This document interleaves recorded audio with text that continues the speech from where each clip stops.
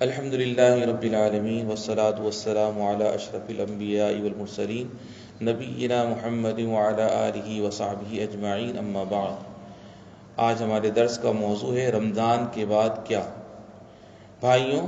رمضان اور اس کی حسین راتوں کے گزر جانے کے بعد جن چیزوں پر توجہ دینا مناسب ہے ان میں سے اطاعت پر ہمیشگی برتنا،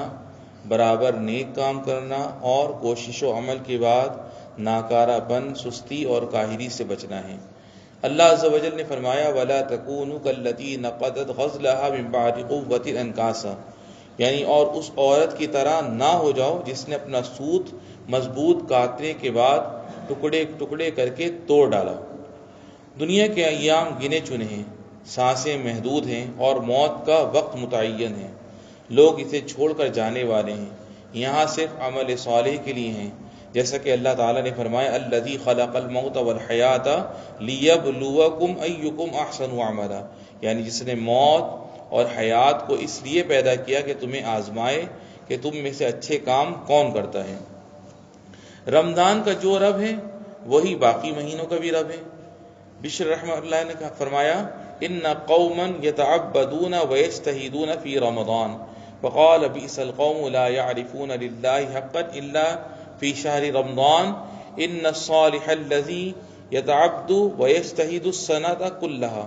یعنی کچھ لوگ رمضان میں خوب عبادت اور محنت کرتے ہیں تو انہوں نے کہا یہ برے لوگ ہیں جو اللہ کے حق کو صرف رمضان میں جانتے اور سمجھتے ہیں، یقیناً نیک لوگ تو پورے سال عبادت اور محنت کرتے ہیں۔ اللہ تعالیٰ نے ان لوگوں کی تعریف کی ہے جو برابر عمل کرتے رہتے ہیں، چنانچہ فرمایا ان الذین قالوا ربنا اللہ ثم استقاموا فلا خوف علیہم ولا هم یحزنون، یعنی بے شک جن لوگوں نے کہا کہ ہمارا رب اللہ ہے پھر اس پر جمے رہیں تو ان پر نہ تو کوئی خوف ہوگا اور نہ غمگین ہوں گے۔ نبی کریم صلی اللہ علیہ وسلم نے اپنی وصیت میں فرمایا قل آمنت باللہ ثم استقیم، یعنی یہ کہو کہ میں اللہ پر ایمان لایا پھر اس پر جم جاؤ۔ اللہ تعالیٰ نے بندوں پر روزہ اس لیے مشروع کیا تھا تاکہ وہ تقوی اختیار کریں، اور تقوی کو عبداللہ بن مسعود رضی اللہ عنہ نے یوں بیان فرمایا ان یطاع فلا یعصى وان یذکر فلا ینسى وان یشکر فلا یکفر، یعنی تقوی یہ ہے کہ اللہ کی اطاعت کی جائے، اس کی نافرمانی نہ کی جائے، اس کو یاد رکھا جائے، اسے بھلایا نہ جائے، اور اس کی شکر گزاری کی جائے، اس کی ناشکری نہ کی جائے۔ تقوی کے پالیدی کی نشانی یہ ہے کہ اعمال میں زیادتی ہو اور احوال میں زیادہ اچھے کی طرف پلٹنا ہو۔ رمضان کے بعد اللہ تعالیٰ کا ایک فضل ہم پر یہ بھی ہے کہ اس نے شوال کے 6 روزے ہمارے لیے مشروع کیے ہیں تاکہ ہمیں رمضان کے ساتھ پورے سال کے روزوں کا ثواب مل جائے۔ یہ رمضان کی گنتی پوری کر لینے کے بعد اللہ تعالیٰ کا شکر ادا کرنا، ہمیشہ نیک عمل کرتے رہنے پر تنبیہ اور اچھے کاموں میں جلدی کرنے پر ابھارنا ہے۔ حضرت ابو ایوب انصاری رضی اللہ عنہ سے مروی ہے کہ رسول اللہ صلی اللہ علیہ وسلم نے فرمایا من صام رمضان ثم اتبعہ 6 من شوال کان کصیام الدہر، یعنی جس نے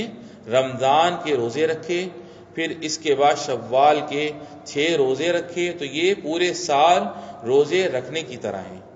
اس کے روزے کا وقت عید کے بعد پہلے دن سے شروع ہوتا ہے۔ ان روزوں کو ایک ساتھ رکھنا جائز ہے، جیسے ان کو متفرق اور الگ الگ رکھنا بھی جائز ہے۔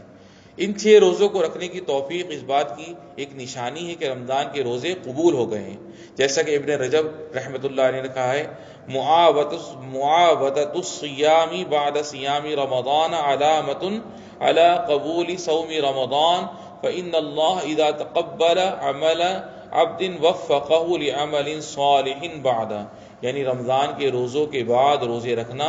رمضان کے روزوں کی قبولیت کی پہچان ہے، اس لیے کہ اللہ جب بندے کے عمل کو قبول کر لیتا ہے تو اسے اس کے بعد کے نیک عمل کی توفیق دے دیتا ہے۔ اے اللہ تو ہمارا رب ہے، تو ہمیں اطاعتوں پر جمے رہنے، عبادتوں پر ہمیشگی برتنے اور مرنے تک برابر نیکیاں کرتے رہنے کی سعادت نصیب فرما۔ اپنی رحمت سے ہمیں اس جنت میں داخل فرما جس کی چوڑائی زمینوں اور آسمانوں کے برابر ہے۔ والحمد للہ الذی بنعمتہ تتم الصالحات۔